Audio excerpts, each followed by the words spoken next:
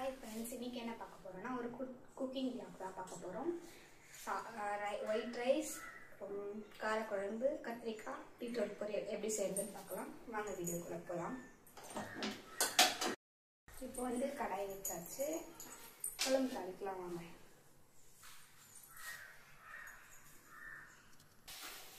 அப்புறம் இந்த சைடு அப்படின்னா பொரியலும் செஞ்சுக்கலாம்.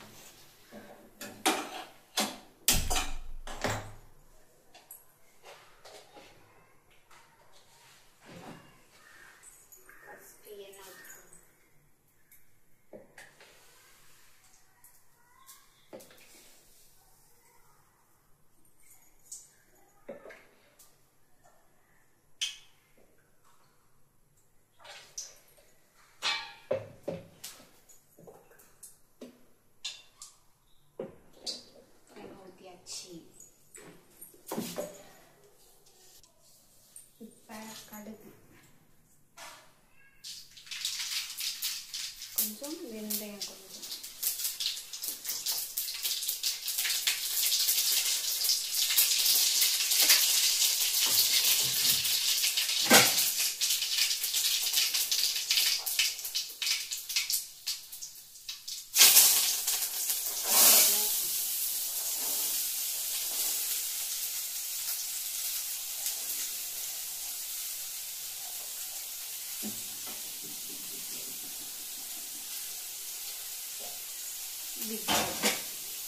சேர்க்கலாம். இதை கலக்கலாம்.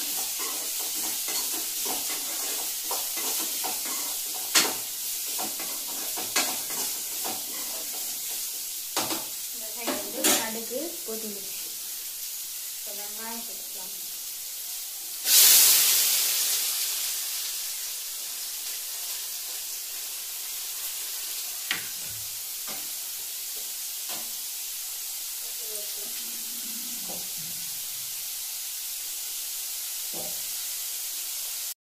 இப்போ வந்து ஆனியன் வந்து இந்த பதத்துக்கு வெந்ததும் இப்போ தக்காளி சேர்த்துக்கலாம்.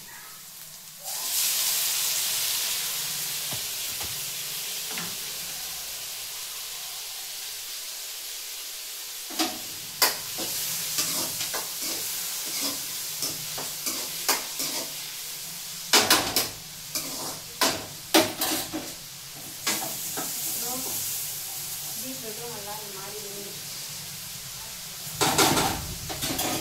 இப்போ சால்ட் சேர்த்துக்கணும்.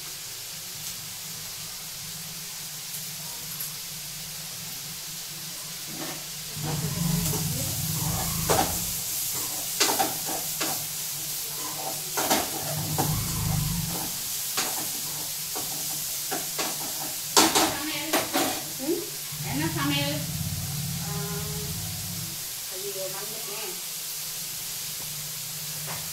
சமையல் கேட்டா மந்திரம்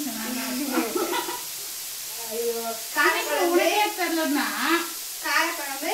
என்ன காரக்குழம்புடா? கத்திரிக்காய் காரக்குழம்பா? கத்திரிக்காய் காரக்குழம்பு, பீட்ரூட் பொரியல்.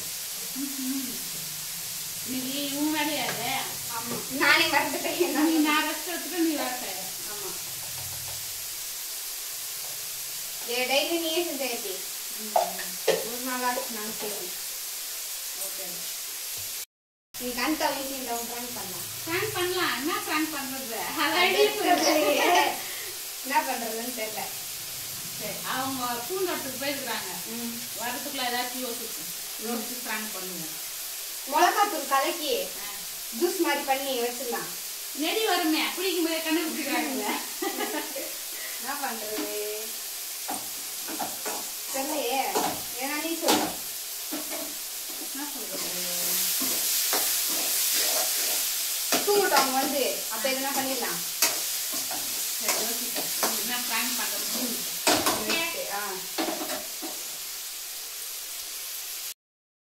இப்போ வந்து தக்காளி வந்து நல்லா வதங்கிடுச்சு பார்த்துக்கோங்க. இப்போ வந்து நம்ம கத்திரிக்காவை சேர்த்துக்கோங்க. க்ளீன் பண்ணி வச்சுக்க கத்திரிக்காவை சேர்த்துக்கோமா. நம்ம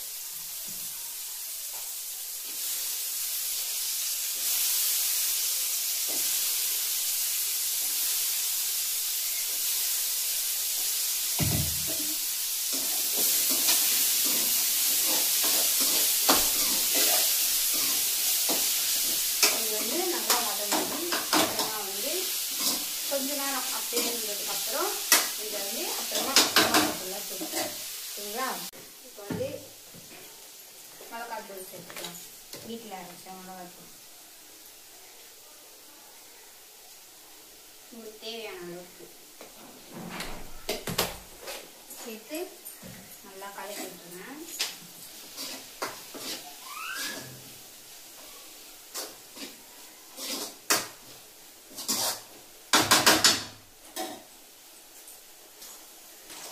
இப்போ வந்து தேவையான அளவு தண்ணி சேர்த்துக்கணும். குழம்புல உங்களுக்கு எவ்வளோ தெரியும் அந்த அளவுக்கு தண்ணி சேர்த்து நல்லா கலக்கி விட்டுருங்க. இந்த சைடு வந்து பொரியல் ரெடி ஆகிடும்.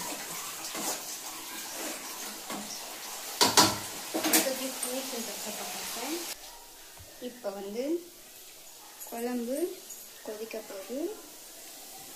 பொரியல் ரெடி ஆயிடுச்சு பாருங்கள். பொரியல் நல்லாவே ரெடி ஆயிடுச்சு. இப்போ ஆஃப் பண்ணிக்கணும். குழம்பு கொதிக்கணும். நல்லா கொதிச்சு சுண்டின பிறகு புளி தண்ணி ஊற்றிக்கலாம். இங்கே புளி தண்ணி இருக்குது, கரைச்சி வச்சுருக்கு. அப்புறமா ஊற்றிக்கலாம். நம்ம சாமான் கழுவி ஊற்றணும்.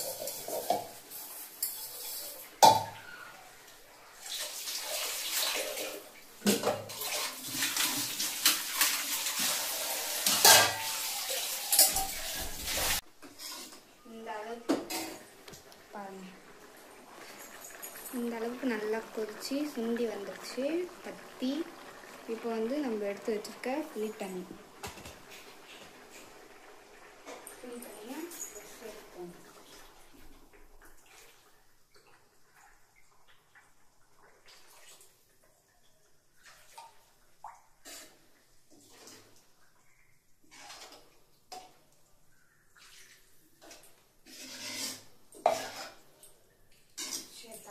நல்லா கொதிக்கிட்டோம். இது கூட நம்ம சாமான்லாம் கழுவிடுவோம்.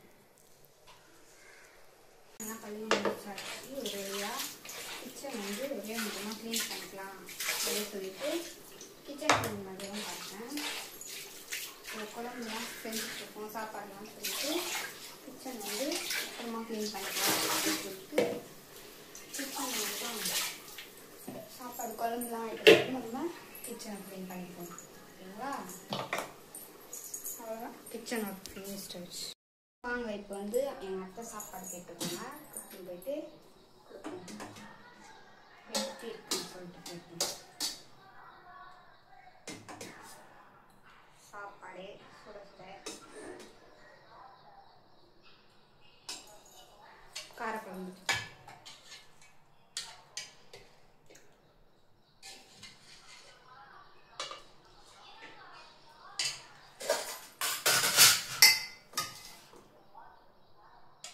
பொரியல்.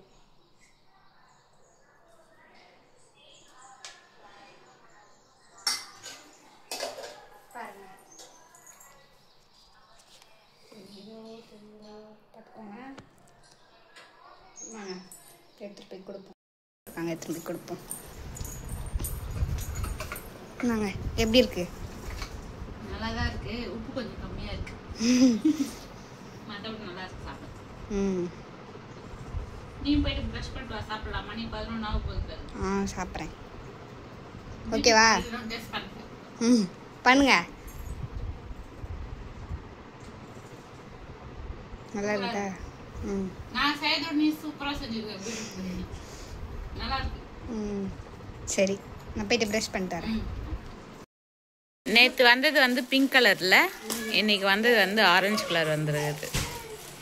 டேமேஜ் எதுனா இருந்துச்சோ அவ்வளோதான். அப்புறம் டென்ஷன் ஆகிடும். நான்